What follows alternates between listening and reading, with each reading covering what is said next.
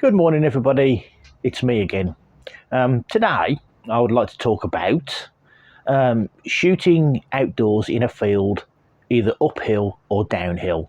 Now, it's really, really cold in the garage today, but look, can you see that? That's freezing cold. Anyway, I want to talk about shooting uphill and downhill outdoors in a field. The vast majority of you, I'm guessing, only really shoot at your local archery club or your archery range, which tends to be very flat. They usually use sports fields and that kind of thing. If you've seen my club, then you'll know that my club is as flat as a pancake. It's actually football pitches that we use. And most of my members don't get the chance to shoot in the field very often. So don't understand the principle of shooting down from a high point into a valley or shooting from the valley back up to the high point. It's a quite different technique and a different method, which we'll get into later on. This was highlighted to me by, we went to a shoot and I took some of my members with me, and they all struggled because it was quite a hilly course and they all struggled with the hills. So what I thought I'd do is this video to try and explain how I go about shooting on hilly ground. Let's go through the theory of it first, and then we'll go outside if it warms up a bit to do some more practical stuff. So I'll move the camera around and let's do the theory. Okay, so what I've done is I've set my whiteboard up there, and what you can see is I've drawn my little stick archer, and assuming he's shooting on level ground, that's the target he's aiming at, one of my little magnets. And I'm going to assume that's approximately 30 metres. The distance is completely irrelevant. All it is we're trying to work out the difference between the high and the low shot. So there's the level shot. So what we'll do is I'll measure the distance from his foot to the target. I'll put a little white mark on the straight edge right there. And then if we angle that down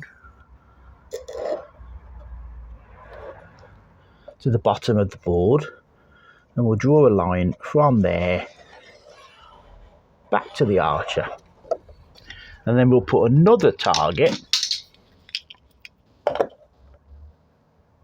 there. So that's the downhill shot, and the uphill shot from the same point will be there. Okay, so let me get my other magnet, and that would be your uphill shot to that top target. Now all three of those are at the same distance, as you can tell, as I just showed you, but the technique for shooting those three are completely different. If you shoot the flat target, the straight one, obviously your arrow flight will be something like that, he said. But if you shoot the low target or the high target, your arrow trajectory is different. Why is it different? Gravity. That's what a lot of people don't take into account. The terrain affects the flight of the arrow. Shooting downhill and shooting uphill, the arrow flight is flatter. Everybody I've seen attempt this for the first time invariably shoots high because they know the distance, or at least they have a guess at the distance, and their aim point will be the same as they would have done if they were shooting at this flat target. But from down here and up there, that's much flatter. If you shoot with that same trajectory, the arrow will go high. That's a fact. You see, you've got gravity pulls in this direction.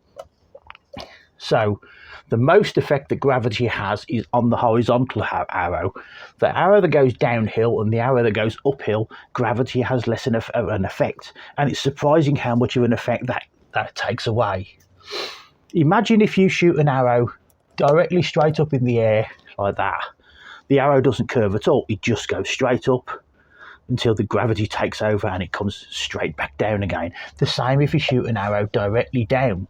it goes straight down. It doesn't curve because gravity is pulling it towards the centre of the Earth. This is what happens here. If you shoot down in this direction, then that arc is much less. That arc will be much more like that. Much more like that. And if you go up, exactly the same problem happens. It's not going directly at right angles to gravity. Therefore, the flight goes almost straight up and then tails away at the end as the arrow slows down. That's the theory of shooting uphill and downhill. It takes practice, it takes time, but you can do it if you understand the theory and the principle of it. Now, the second issue you have, and the way that I compensate for the issues that gravity causes, is you have to consider what is called the horizontal distance. Now, you know the horizontal distance to that one, but you don't know the horizontal distance to those two. I'll show you what I mean by horizontal distance. We know that the actual distance are all exactly the same. Let's assume in this case 30 meters. But what I mean by the horizontal distance is if I put a little mark at the front of that target there and at the front of that target there and just take those two away. This is how I do it, by the way. There's no science involved in this any way, shape or form. I'm not that smart. This is the way I think through it. If I drew a vertical line from that bottom mark, if my pen works, straight up, and if I draw the second line from the top one straight down, can you see that? It's not very clear. To there, you see that if you looked at the horizontal distance of those three targets, all three of them are in a completely different position. That one's there, and that one's there. Does that make sense? What you've got now are three different distances. What you need to do mentally is change the distance of this target and that target, try to bring them in your mind to a level position, and then you work out their new distance. In the case of the short one, if that one is 30 meters, that one is probably near 22, 23 meters. So it's way closer if you use the horizontal distance. Therefore, you will compensate for the effect of gravity when you're shooting down there, and you'll be more accurate. The same applies with the high one. That is actually closer than you think it is, purely because the horizontal distance changes, even though the actual distance remains the same. The way I do that then is that compensates for the lack of drop of the arrow, and it tends to be a bit more accurate. That's the way I do it. So that's the theoretical side of it, at least my theory of it. That's my version of the theoretical side of it.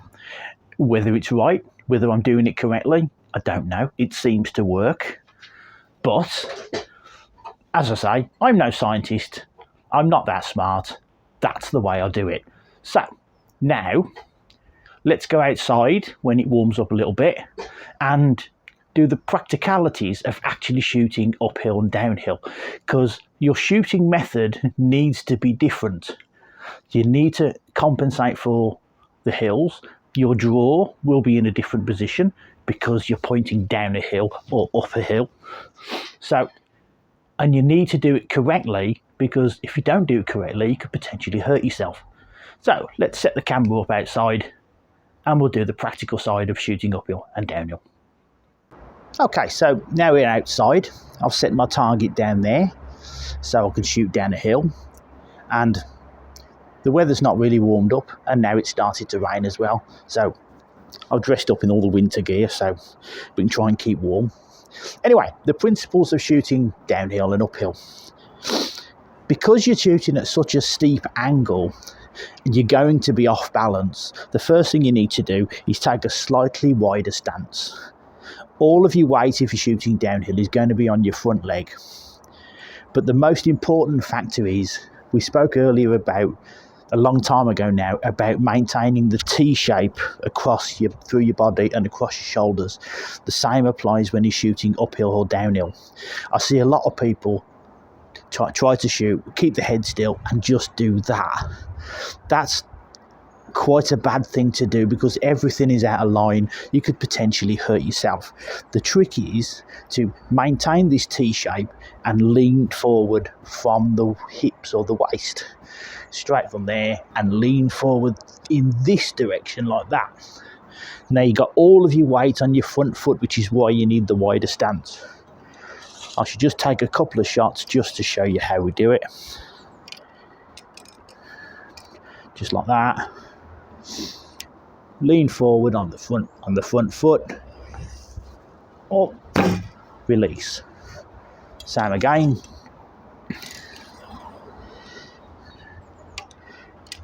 Now on. Lean forward, all of your weight on most of your weight on your front foot. Maintain the T and shoot. The same applies when you're shooting uphill, except you kind of do the reverse. Your weight will go into your back foot. Again, don't just do this. You need to, and I'm not going to put an arrow on to do this because it'll end up going into somebody else's garden. Lean back, up, shoot from there. Does that make sense? Maintain that T at all times. It creates stability and it creates strength. Lean back from there.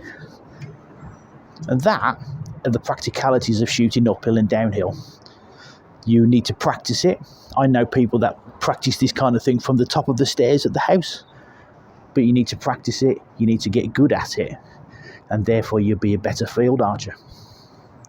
Anyway, I've been the Bear Broke Rummy. Thank you for watching. If you like the video, please click the like button. If you want to subscribe to the channel, please do. I need all the help I can get. Thank you very much. Bye bye.